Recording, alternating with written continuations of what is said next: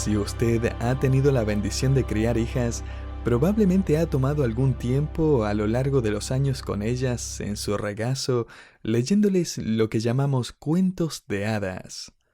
Ya sea Blancanieves, La Bella Durmiente, Rapunzel o Cenicienta, siempre se trata del mismo tipo de historia, ¿cierto? Una damisela en apuros y un príncipe que viene a salvar el día. Todos disfrutamos de una buena historia y un buen final, donde todos viven felices para siempre. Y ningún papá al terminar uno de esos cuentos de hadas, o al menos espero que no, luego mira a su niña a los ojos y le dice: nadie realmente cree en estas cosas. Es simplemente un cuento de mentira y nunca se va a hacer realidad. Nunca. Bueno, hay un cuento de hadas, por así decirlo, que de hecho se hizo realidad. El capítulo 1 de Mateo nos muestra el árbol genealógico de Jesucristo, el cual nos informa que, créalo o no, el príncipe ha llegado. Él vino justo en el momento adecuado para rescatarnos y llevarnos a su fiesta de matrimonio como su novia. Y debido a que Él nos rescató, los que le pertenecemos viviremos, escuche esto, felices para siempre. Este no es un cuento de hadas. Esta no es una historia ficticia. Esto es de verdad. Siglos antes de la venida de Cristo, en medio de su árbol genealógico encontramos una historia de amor que también se parece a un cuento de hadas. Mientras estudiamos este capítulo, hemos visto cómo Mateo inserta unos comentarios por aquí y por allá en este documento legal que comúnmente no incluía nada más que la información de quién fue el padre y cuál fue su hijo, o cuál fue el abuelo y cuál fue su nieto. Pero como hemos descubierto juntos, Mateo ha incluido algunas personas y se ha saltado otras para darnos varias lecciones. También descubrimos que Mateo ha introducido los nombres de 5 mujeres en este documento, lo cual era algo bastante inusual, pero resulta ser muy informativo e instructivo. Si vuelve a la mitad del versículo 5, notará que Mateo inserta curiosa y obviamente el nombre de otra mujer más. Allí dice: Booz engendró de Ruth a Obed.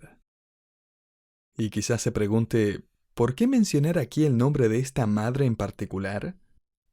Creo que Mateo menciona aquí su nombre para que nosotros nos detengamos y estudiemos la historia de esta mujer más de cerca. La dramática historia de Ruth y Booz proporciona el único ejemplo detallado en la Biblia del concepto hebreo del pariente redentor, Goel en hebreo. La ley de Moisés permitía el matrimonio de una viuda con un pariente cercano, alguien de su familia. En la práctica del Antiguo Testamento del pariente redentor, el Goel, al familiar más cercano se le daba la oportunidad de casarse con la viuda, pero solo si él decidía casarse con ella, y solo si estaba dispuesto a comprar la propiedad de su familia y liquidar todas sus deudas, así como proveerle una herencia. Esta práctica ilustraba la obra del Redentor venidero, que vendría por su esposa, saldaría toda su deuda de pecado y le daría una herencia eterna. Booz hizo por Ruth lo que Jesús ha hecho por usted y por mí. Me encanta la forma en que J. Vernon McGee lo expresó. Él dijo que normalmente se habla de la salvación como si fuera una transacción fría, un simple pago por el pecado. Absolutamente no. El libro de Ruth ilustra que la redención no es una transacción comercial, es una historia de amor. Le invito a que desempolvemos las hojas de esta historia de amor. De hecho, me gusta pensar en el libro de Ruth como un cuento de hadas que se hizo realidad. Acompáñame en el Antiguo Testamento al libro de Ruth y permítame hacer algunas observaciones en cuanto a esta historia de amor. Allí vamos a encontrar algunos paralelos con la historia de amor entre Cristo, nuestro pariente redentor, y su esposa, la iglesia. Ruth 1:1 comienza diciendo: Aconteció en los días que gobernaban los jueces que hubo hambre en la tierra, y un varón de Belén de Judá fue a morar a los campos de Moab, él y su mujer, su nombre era Noemí, y 2 hijos suyos. La mayoría generalmente vuela a través de este tipo de introducción para llegar al punto crucial de la historia. Pero ¿sabe qué? Esta introducción es muy importante, ya que prepara el escenario para lo que sucede. Mientras recorremos esta historia, voy a darle 5 puntos para que sirvan como bosquejo. El primero de ellos es el hecho de que aquí encontramos un contexto inesperado. Como verá, estas palabras iniciales, aconteció en los días que gobernaban los jueces, este tipo de comentario histórico hace que la historia de Ruth sea aún más sorprendente.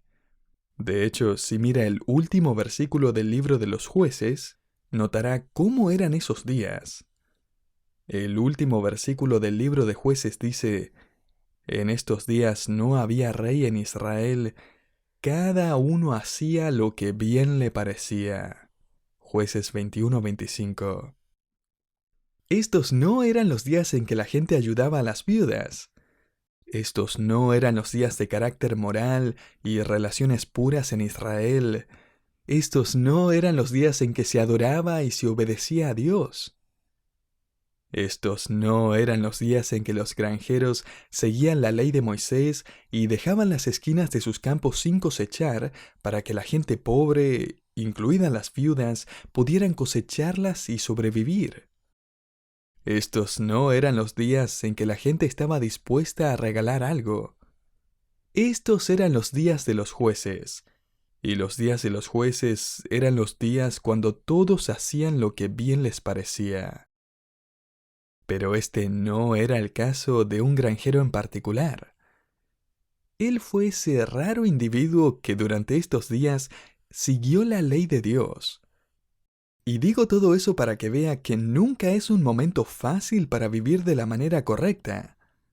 No puedo pensar en algún momento de la historia en que la cultura no pueda definirse en estos términos.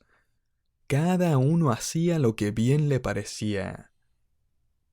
Booz y Ruth no vivían en una época, y nosotros tampoco, cuando las relaciones piadosas eran típicas, cuando era normal dar a otros sacrificialmente, cuando tener un carácter moral era común, cuando confiar en Dios era fácil. Aquí está Booz cosechando quizás su primera cosecha en 7 años de sequía, y sin embargo él está dejando las esquinas de su campo para que las viudas y los necesitados pudieran recoger algo para comer.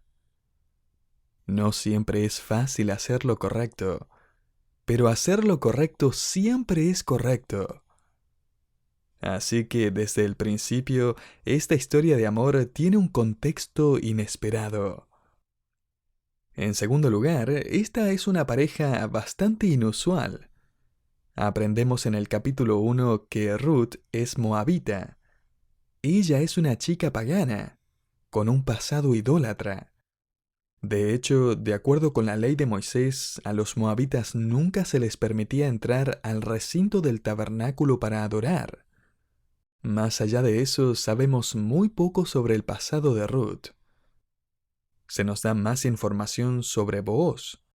Ruth 2:1 dice: Tenía Noemí un pariente de su marido, hombre rico de la familia de Elimelech, el cual se llamaba Booz. Entonces Booz era un pariente del difunto esposo de Noemí. Muchos creen que era su sobrino, y se nos dice también que era un hombre adinerado. Es más, esta frase en hebreo tiene un significado bastante amplio. Por ejemplo, en Josué 6:2 se traduce como varones de guerra. Y cuando el ángel de Jehová se le apareció a uno de los jueces de Israel, cuyo nombre era Gedeón, el ángel usó esta misma frase al llamar a Gedeón varón valiente. Ya que Booz vivió en los días de los jueces, los eruditos del Antiguo Testamento creen que, ya que recibe la misma descripción que Gedeón, él no solo era un veterano militar, sino que era uno de los hombres que se habían ofrecido como voluntarios para servir con Gedeón. Algunos teólogos aún creen que Booz fue uno de los 300 hombres valientes de Gedeón. Este adjetivo traducido aquí, rico, también se traduce como hombre valeroso, en 1 de Samuel 9:1, y habla más en cuanto al aspecto moral de la persona. Finalmente, la palabra puede usarse para referirse a la riqueza material literal. Y ya que el contexto aquí trata de que Ruth viene a cosechar en su propiedad, lo más probable es que este detalle se agrega aquí para enseñarnos que Booz es capaz de ayudar a esta viuda y redimir la propiedad de Noemí. Sin embargo, a través de este libro aprendemos que Booz era todo lo anterior también. Él fue valiente, influyente y rico. Lo que también sabemos es que sería muy poco probable que un hombre de valor, influencia moral y riqueza como Booz estuviera aún interesado en alguien como Ruth. Pero él lo estaba. ¿Por qué? Porque tal como él dice más tarde, él había oído acerca de la nueva fe de Ruth en el Dios de Israel. Él había oído de su amabilidad y su compromiso con Noemí. Él se había enterado de que ella decidió no quedarse en Moab y conseguir otro marido allí, sino que renunció a todo, su familia, su herencia, sus ídolos, sus pertenencias, su posible futuro matrimonio y su familia, para seguir al Dios de Israel. Booz había escuchado de cómo Ruth se había alejado de todo cuando le dijo a Noemí: «A donde quiera que tú fueres, iré yo, y donde quiera que vivieres, viviré. Tu pueblo será mi pueblo, y tu Dios, mi Dios». Ruth 1:16. En lo que respecta a este solterón, que evidentemente había rechazado a más de alguna candidata a lo largo de sus años, este era el tipo de mujer que había estado buscando durante toda su vida. En tercer lugar, encontramos un noviazgo insólito. Durante el transcurso de varios meses ya, Booz se había asegurado de que Ruth se fuera a casa con suficiente comida para suplir sus necesidades y también las de Noemí. Y desde hacía meses, Noemí ya se había dado cuenta. Era obvio que Booz amaba a Ruth. Ruth todavía parece no caer en cuenta, pero Noemí sí. De hecho, la primera palabra que Ruth le dice a Booz es «¿Por qué?». De vuelta en el capítulo 2, versículo 10, las primeras palabras de Ruth son «¿Por qué he hallado gracia en tus ojos para que me reconozcas?». En otras palabras, ¿por qué me tratas tan amablemente? ¿Por qué me has brindado tanta gracia? ¿Quién soy yo para que me prestes atención? ¿Por qué yo? Escuche, querido oyente, un día, cuando nos arrodillemos a los pies de nuestro pariente redentor, una de las primeras frases que vendrán a nuestra mente será «¿Por qué a mí?». Pero ese es el punto de la gracia. ¿Teníamos acaso algo que ofrecerle a Cristo? No. ¿Había algo en nuestra vida que le atrajo? ¿Algo digno en nosotros que le llamara la atención? Absolutamente no. ¿Por qué Jesús nos redimiría y salvaría y nos haría miembros de su árbol genealógico? Y la respuesta es gracia. Gracia inmerecida.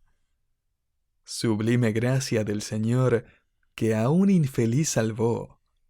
Fui ciego, mas hoy miro yo, perdido y Él me halló. Pero Dios, que es rico en misericordia, por su gran amor con que nos amó, aun estando nosotros muertos en pecados, nos dio vida juntamente con Cristo. para mostrar en los siglos venideros las abundantes riquezas de su gracia en su bondad para con nosotros en Cristo Jesús. Efesios 2, 4, 5 y 7. Piensa en eso. Dios el Padre está planeando pasar la eternidad demostrando su gracia y bondad para con aquellos que han sido redimidos por la fe en Cristo Jesús. Continuando ahora con la historia de Booz y Ruth, en cuarto lugar vemos una extraña propuesta de matrimonio. Siempre me ha fascinado escuchar cómo varios hombres han hecho su propuesta de matrimonio. Hay personas realmente creativas. Hace unos años investigué un poco, lo que significa que busqué en internet algunos ejemplos de propuestas creativas. Allí encontré algunos ejemplos de qué no hacer, como un abogado que elaboró un plan con algunos de sus amigos policías. Según su plan, un policía detuvo a su novia cuando regresaba del trabajo a casa, inventó unos cargos falsos, la esposó, la metió en el auto de policía y se la llevó a la cárcel. Una vez en la celda le informaron que solo podía hacer una llamada telefónica. Por supuesto, llamó a su novio abogado, quien rápidamente llegó a la estación, lo dejaron entrar a su celda y le dijo que la única forma en que la dejarían ir era si ella aceptaba casarse con él. Qué romántico, ¿no le parece? Ella estuvo furiosa con él durante mucho tiempo. De hecho, no pude averiguar si le dijo que sí o no. Luego encontré un par de ilustraciones en las que varios hombres hicieron un trabajo fenomenal. Le cuento una de estas historias. Un joven que vivía en una ciudad diferente a la de su novia la sorprendió con un boleto de avión para visitarlo. Cuando ella llegó, una limusina la estaba esperando como estaba previsto, y la música que sonaba en la limusina era una recopilación de sus canciones favoritas. El chofer la llevó a una tienda de lujo donde la esperaba un estante de vestidos y zapatos escogidos personalmente por su novio. Ella eligió su atuendo favorito y se la llevaron a un salón para un tratamiento de 3 horas. Masajes, pedicura, manicura, peluquería y maquillaje. Después de eso, la llevaron a la entrada de un hotel resort donde la esperaba un caballo y una calesa. Mientras la conducían alrededor de un pequeño lago hasta la entrada del resort, más de 100 velas iluminaron el camino hacia una alfombra roja donde se encontraba una orquesta. Mientras ella subía las escaleras, comenzaron a tocar una canción que el novio había compuesto y luego él mismo apareció en lo alto de las escaleras y comenzó a cantarle. Cuando ella llegó al último escalón, él se arrodilló sobre una rodilla y un enorme cartel iluminado detrás de él se encendió con las palabras: ¿Quieres casarte conmigo? Antes de que ella pudiera responder, él se puso de pie y cantó el final de su canción de amor acompañado de esta orquesta de 45 instrumentos. Cuando terminó y ella dijo que sí, fuegos artificiales estallaron en el cielo sobre ellos. ¡Qué locura! Bueno, nosotros estamos a punto de presenciar una propuesta de matrimonio realmente inusual. Y en este caso es Ruth quien hace la propuesta. Mire conmigo lo que dice Ruth capítulo 3, versículos 1 y 2. Le dijo su suegra Noemí: «Hija mía, ¿no he de buscar hogar para ti para que te vaya bien? ¿No es Booz nuestro pariente, con cuyas criadas tú has estado? He aquí, él avienta esta noche la parva de las cebadas. Ruth, es hora de hacerle saber a ese granjero que tú quieres casarte con él». Entonces, versículo 3, te lavarás. Este verbo hebreo conlleva la idea de un tratamiento completo, pedicura, manicura, etc. A continuación, Noemí dice, y te ungirás. Literalmente, perfúmate. Investigaciones históricas indican que incluso los pobres de la antigüedad tenían acceso a perfumes baratos. La realeza de Egipto, 1000 años antes del nacimiento de Cristo, enviaba grupos de exploración por todo el mundo en búsqueda de lo último en perfumes. Noemí continúa diciendo, ponte tu mejor vestido. En pocas palabras, prepárate y ve a la era y déjale saber a Booz lo que sientes por él. Tienes que pedirle que te redima. Por cierto, esta es una maravillosa ilustración de la salvación. Jesucristo puede salvarle. ¿Se lo ha pedido usted ya? Él puede redimirlo y pagar la deuda de su pecado y hacerlo parte de su árbol genealógico. ¿Pero le ha pedido que haga eso por usted? El apóstol Pablo escribió, porque todo aquel que invocare el nombre del Señor será salvo. Romanos 10:13. ¿Ha invocado su nombre para que le salve? Nadie irá al cielo a menos que Jesús haya escogido redimirle, y nadie será redimido a menos que haya invocado su nombre. Ruth llega al campo de Booz y literalmente le pide que extienda sus alas sobre ella en redención. Capítulo 2, versículo 9. Resumiendo gran parte de la historia, Booz le dice que sí, él obtiene el derecho de redención de otro pariente más cercano que no está interesado en Ruth. Y el quinto y último punto es lo que llamaré un matrimonio inusual. Aquí vemos a un hombre judío rico y fiel que se casa con una viuda moabita sin un centavo. El hombre que lo tiene todo le da a su esposa, que no tiene nada, todo lo que le pertenece a él. ¿Y sabe qué, querido creyente? Eso es lo que Jesús hizo por nosotros también. El que era rico se hizo pobre para que por él pudiéramos ser ricos. 2 Corintios 8:9. Ahora bien, si pudiéramos regresar en el tiempo y unirnos a la ceremonia de matrimonio de Booz y Ruth, habríamos presenciado una celebración bastante elaborada. Si el novio era rico, y Booz lo era, él habría llevado una corona de oro en la cabeza. También era costumbre del novio perfumar sus vestidos con 2 fragancias especiales, incienso y mirra.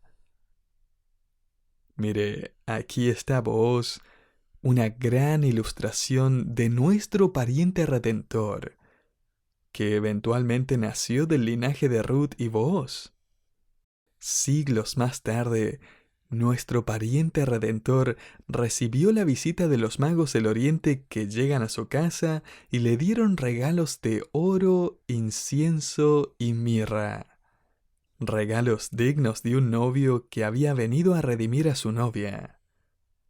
Y me encantan los buenos deseos de parte de los testigos que presenciaron la redención de Ruth.